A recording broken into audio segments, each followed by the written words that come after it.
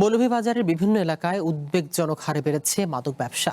প্রকাশ্যে চলছে কেনাবেচা এমন অভিযোগ স্থানীয়দের।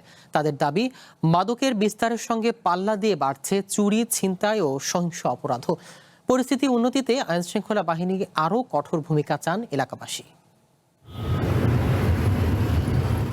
মৌলভীবাজার জেলা সদর, কমলগঞ্জ, কুলাউড়া ও শ্রীমঙ্গল পৌরসভার rail station, Shaplabag, rail gate, rail colony সহ বিভিন্ন এলাকায় কয়েক বছর ধরে বেড়েছে মাদকের বিস্তার। স্থানীয়দের অভিযোগ, প্রকাশ্যই চলছে মাদক কেনাবেচা। কিশোর তরুণরা মাদকে জড়িয়ে পড়ছে, আর বাড়ছে চুরি, ছিনতাই ও সহিংস অপরাধ।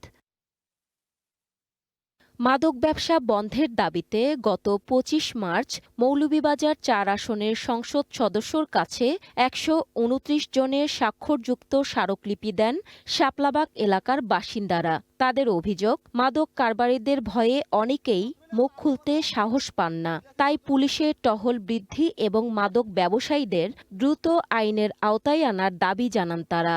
টেকায় পয়সায় মোবাইলে লইয়া যায় কি মাতলে আমরা আরো উল্টা ফিটাফিটি করে। বাবার যে ব্যবসাটা একবারে সাফলা থেকে আমার এই সুরমাবিলি ব্রিজ পন্দিলিক এটা ওপেন হয়ে গেছে, এরা মনে করে এটা সাধারণ ব্যবসা। অভিযোগের পর বিভিন্ন এলাকায় অভিযান জোরদার করেছে পুলিশ ও মাদকদ্রব্য নিয়ন্ত্রণ অধিদপ্তর। লাইফে কোনো কিছুর গ্যারান্টি নাই, তাই ইন্স্যুরেন্স করুন সিটি ব্যাংকে, কারণ ইন্স্যুরেন্স করলে সিটিতে সুরক্ষা পাবেন নিশ্চিন্তে।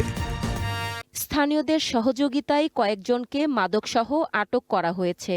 গত ৮ এপ্রিল ৩ কেজি গাঁজাসহ এক ব্যক্তিকে আটক করে কারাগারে পাঠানো হয়।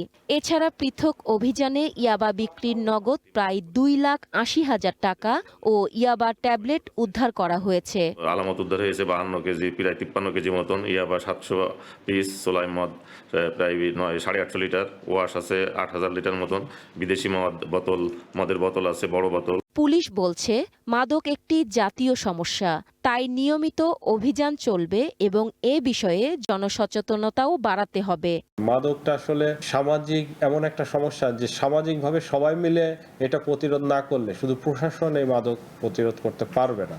নিয়মিত অভিযান, পুলিশের টহল বৃদ্ধি এবং দ্রুত আইনি ব্যবস্থা নিশ্চিত হলে জেলার বিভিন্ন এলাকা মাদকমুক্ত ও নিরাপদ হয়ে উঠবে, এমনটাই প্রত্যাশা মৌলভীবাজারবাসীর। One national desk.